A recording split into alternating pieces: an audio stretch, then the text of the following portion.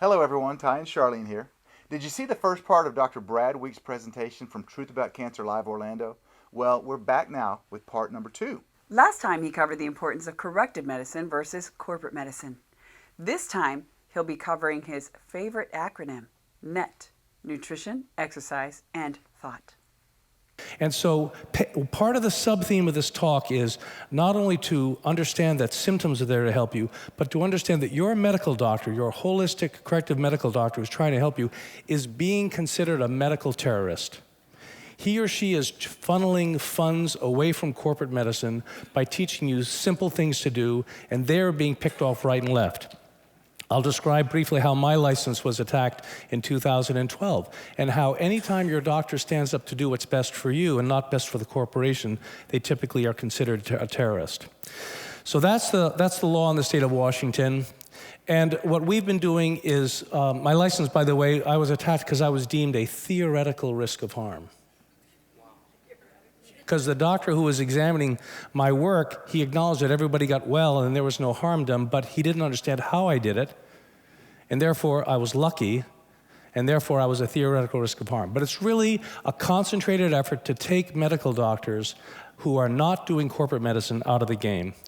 Now, what we were doing is what I call mending the net, nutrition, exercise, and thought.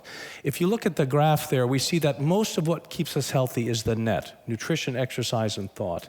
Nutrition, what we get, exercise, how we do justice to what we get, and thought, how we manage our thought process around that. And sometimes we need surgery, and sometimes we need medicine, and sometimes we need supplements, but most of the time, you just need to repair your net. Now, you deserve better than corporate medicine. Corporate medicine is profit over people, but more importantly, it's making the patient a renewable resource. This week, we'll cut off this breast. We'll consider you cured of cancer. You come back next year, we'll cut off the other breast. Maybe we'll do some other stuff. It's just harvesting in an inhumane way people because they're looking at the symptom, not the cancer process, which is fueling this process, but rather the symptom.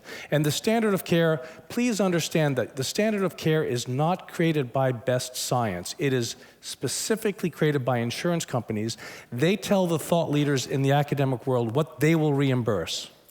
And then the professors and the heads of the organizations say to the rank and file, this is what we consider best treatments nowadays.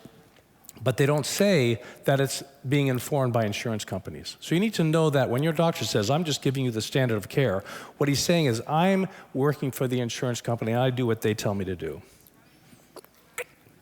But we're in this situation because it's highly profitable. Here we have Willie Sutton. He said, when asked why he robs banks, he says, that's where the money is. Why are doctors treating symptoms? That's where the money is. That's what people want.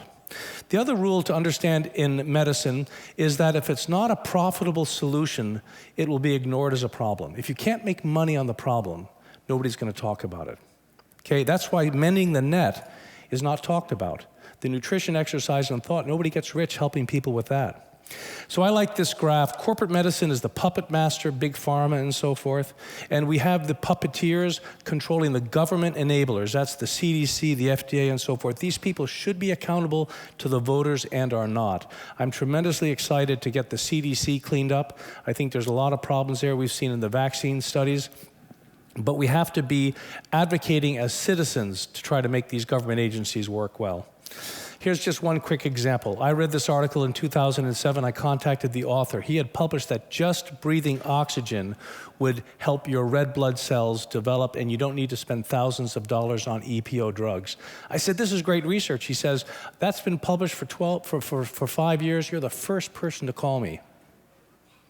Okay, just breathing oxygen, right? You can do that, or you can spend thousands of dollars on red blood cell medications. So the symptom is a healing gesture. Why do we blame the symptoms if we don't blame the ambulances at the site of an accident, right? Nobody blames the ambulances for causing the problem, and the symptoms are not the real issue. So I'm kind of kicking a dead horse. It goes back to Samuel Hahnemann, the father of homeopathy. This is my daughter, Sarah, who's finishing her last year in medical school as an osteopath. At my favorite statue, this is a shrine to the father of homeopathy, and he said, like cures like. He quit his medical practice because he was not helping people. He felt that the training of the day was hurting people more than it was helping people, and he quit his practice and he created homeopathy. Wow, that's great information from Dr. Brad Weeks, who's a good friend of ours. We hope you learned a lot from this video. If you did, please share this on social media and let your friends and family know about the truth about cancer. Thanks, and God bless. God bless.